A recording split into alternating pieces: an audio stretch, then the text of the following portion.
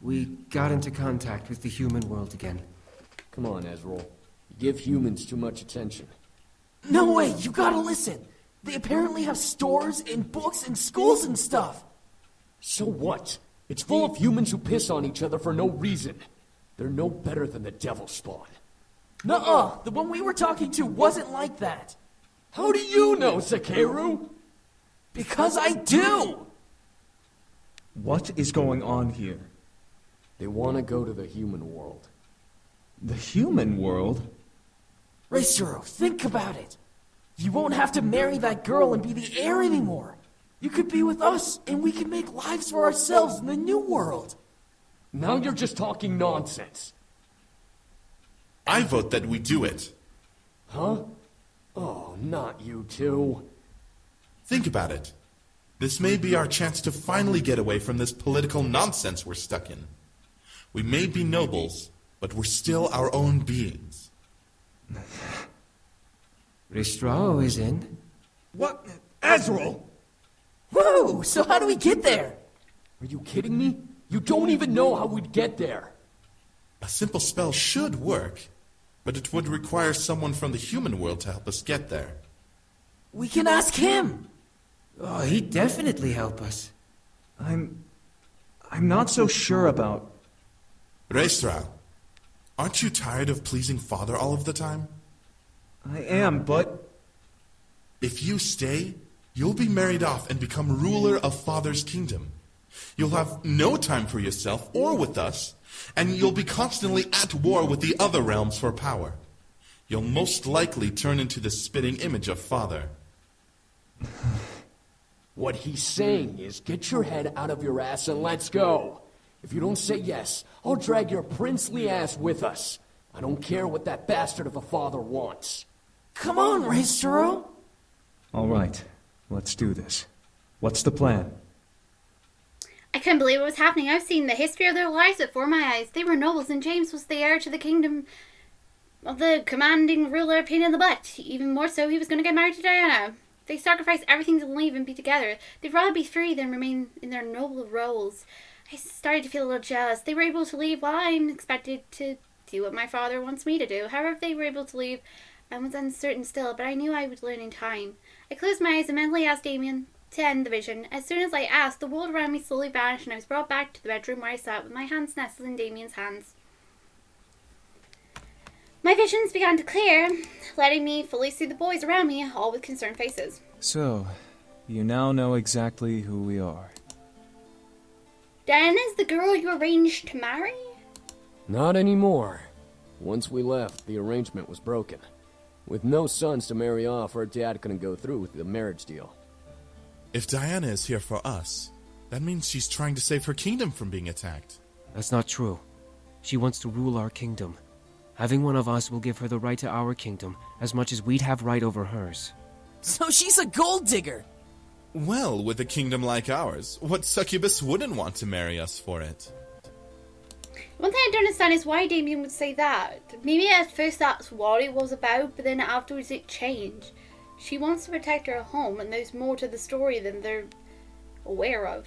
It all makes sense. She wanted them so she could finally take over an opposing kingdom. Also to protect her home and to even out the political... No, wait. What if that was how Diana was at first, and then after she met our character, stuff started to change?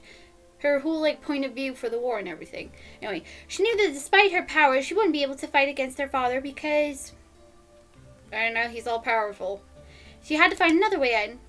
That manipulative! I'm not going to say anything. Before I continue, I felt my head suddenly get heavy and dizzy. I gripped my head, mewling under my breath. Oh. What the... I took too much. I'm so sorry. It's alright. Rest now. There's no need to do anything more today. The boys suddenly rushed over and helped me lay back down. As my vision was painted in white polka dots, I needed to sleep badly. Instantly I closed my eyes and let the darkness consume me. After what seemed like hours, I finally woke up, slightly refreshed. My body knew that if I slept any longer, I'd be up all night, which was not part of the plan for the day. I rubbed my eyes and sat up, letting a soft groan escape my lips in response. Something beside my bed shuffled, caused me to look over. I didn't know what I was expecting. Beside me, sitting in a chair beside the bed, was James, rousing himself up to see me awake. I smiled at him, seeing his slightly ruffled hair and tired eyes. Oh, you're awake. Good. Oh, how do you feel? Better. James nodded before he gently reached over and ran his hand through my hair, examining my face with soft sadness. I'm sorry this is all happening to you. I really wish there was something I could do to fix all of this. James, it's not your fault.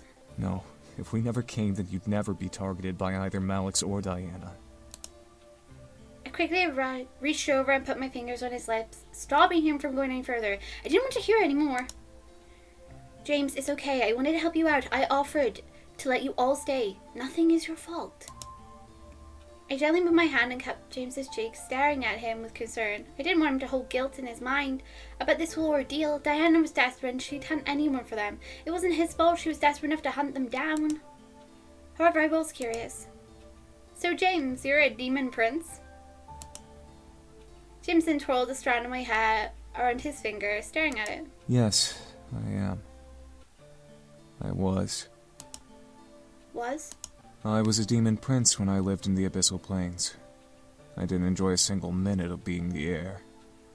The only moments I truly enjoyed were when I was with my brothers. Thus, I left with them to come here. What was it like while you were there? Well, other than consistent studying and training to be a resilient leader and all-around ruthless lord, it was bland. I never truly knew what freedom was until I was excused from my sessions.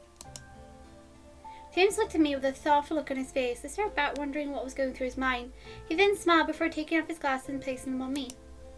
Oh, I was surprised, but instead of seeing him, I saw dark gold and purple magic swirls in front of my eyes through the glasses. The vision cleared and I suddenly was back in the demonic castle. I looked around feeling stuck in place, but my eyes instantly landed on a demon version of James. Hello, sweetie. He was sitting on the throne of the main hall, reading over a book with an intense expression. It was kind of cute to see him, but he read in silence. You'll wear out your eyes if you read too much. Who's that? James looked up from his book to see a figure materialize in front of him. It was an old woman with a black cloak and aged horns. I could see she had power, though, and it gave me shivers to look at her. Sirona, what are you doing here? Shouldn't you be at the Lord gathering with my father? I should, yes. But I had to stop by and see the Demon Lord's favorite son before I head in. Who's she? I am honored. However, I must apologize and return to my reading. Of course. Wouldn't want to make the Demon Lord angry now, would you? I could see James's eyes twitch a bit at her comment. However, James simply bowed his head and went back to his book in silence. Sirona shook her head and let out a chuckle. What will you do when you become the Demon Lord? It's such a big responsibility. James looked up once again, confused at the question. Sirona simply smiled and began to walk away. Yes, because when he gets power, it's then his choice, nobody else's. He makes the decisions, what they do. He could even change all of that for the better. Think about that. Oh boy. James and I watched her walk away, both of us with the same surprised and confused expression. I looked back to James to see him press his lips together and stare at the floor. Anyone could tell he was lost and unsure how to even answer that to himself. It was strange to see him in the form of weakness, jolted at a simple question that was more than it appeared. James closed his eyes and closed the book on his lap. It was then that I noticed the tired circles under his eyes. He'd been working himself to the bone with his training and reading. When was the last time he slept? I could see James in the real world gently slide the glasses from my face and place them back on his. It took me a second to resend my vision, but I looked to James, who smiled at me. It was then that I decided to find my brothers. Little did I know that they were wanting me to come on a trip that would make me leave my entire realm to be in a new world. I stared up at him, surprised, before bringing my hand gently back onto his cheek and running the thumb softly under his eyes. He looked healthier and a lot less tired than when I first saw him in his vision. Something about that made me happy. James gently leaned into my hand, closing his eyes and relaxing. He then smiled, trying to joke. So, how does it feel to hold the affections of an ex-demon prince? I stared, feeling my cheeks glow red in surprise and embarrassment, but I smiled and giggled slightly, running my thumb back and forth along his cheek gently. I have to say I'm flattered to think you ran away from that life. James frowned, making me stop moving my thumb as he stared at me. I can promise you, that was no life to live. But it was your home. A home is where you can be yourself, not tied to your duty. James gently ran his hand along my cheek, gingerly outlining the edges of my eye and ear with his thumb. Home is where all I have to do is care about the ones close to me. Aww. Aww. Aww. Jeez. James. James smiled and gently leaned in, kissing my forehead. I felt a small shiver run down my spine from his kiss, noting that he sneakily took some energy from me in that little kiss.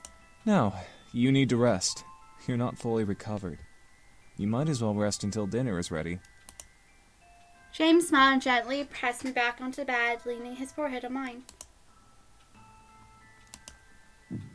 Out of playful fun, I lifted my head and gently kissed James, softly laying a hand on his cheek to keep his face close. James stared in surprise before kissing me back, caressing my cheek slightly, melting at the touch of our lips. A soft sigh escaped his lips before he slowly pulled away with a smile. He gently licked his lips, making me go red in the face at the simple gesture. He allowed a satisfied before nuzzling my forehead. Rest. And with that, he stood up and left the room, leaving me to the rest, as per his request. I smiled to myself before relaxing into the mattress. Then she comes along and ruins my moment.